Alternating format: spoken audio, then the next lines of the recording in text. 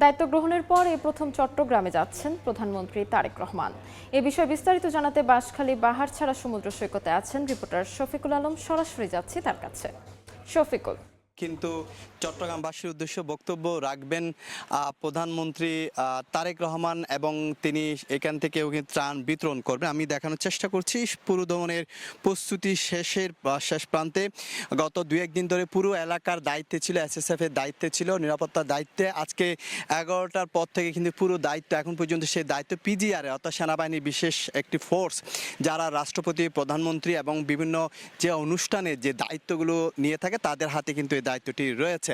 তো মূল যে উদ্দেশ্য সেটি হচ্ছে, আপনার গত জুলাই দ্বিতীয় সপ্তাহ জুড়ে বন্যা হয়েছিল, সেখানে প্রায় কয়েক লাখ মানুষ পানিবন্দী হয়ে গেছিল, 25 থেকে 30 হাজার বেশি ঘর ডুবে গেছিল। তাদেরকে ত্রাণ বিতরণ এবং 130টির বেশি নতুন ঘর নির্মাণ করে দিবেন প্রধানমন্ত্রী এবং তাদের কাছে চাবি হস্তান্তর করবেন।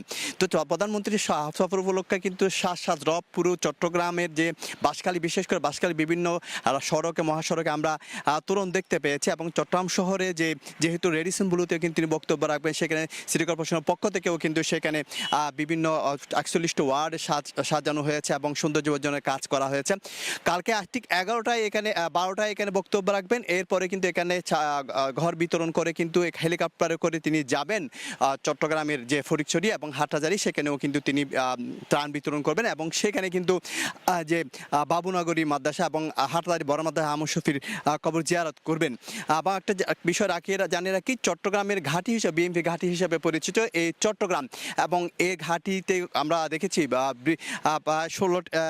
16টি আসনের মধ্যে কিন্তু প্রায় 14টি আসনে কিন্তু বিএনপির দখলে ছিল, শুধু 2টি অন্যান্য দলের দখলে ছিল।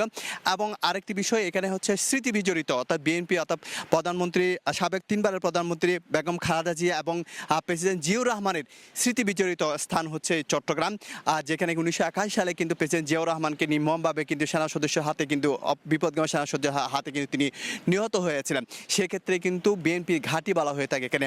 আমি এই যে বাহারছড়া সমুদ্র সৈকতে দাঁড়িয়ে আছি, এই বাহারছড়া সমুদ্র সৈকতে কিন্তু 1981 সালে কিন্তু প্রেসিডেন্ট জিয়াউর রহমান কিন্তু এই বাহারছড়ায় এসেছিলেন, সমুদ্র সৈকতে সেখানে বক্তব্য রেখেছিলেন এবং পরবর্তীতে কিন্তু যে 3বারের সাবেক প্রধানমন্ত্রী অর্থাৎ বর্তমান প্রধানমন্ত্রীর মা তার বেগম খালেদা জিয়াও কিন্তু এই বাহারছড়া সমুদ্র সৈকতে কিন্তু তিনি এসেছিলেন, এসে বক্তব্য রেখেছিলেন।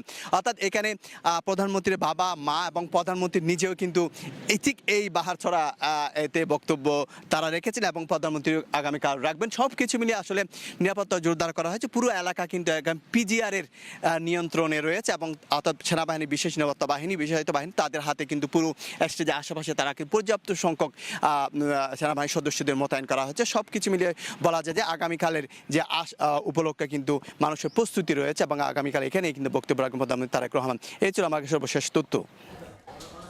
চট্টগ্রাম থেকে সরাসরি যুক্ত ছিলাম।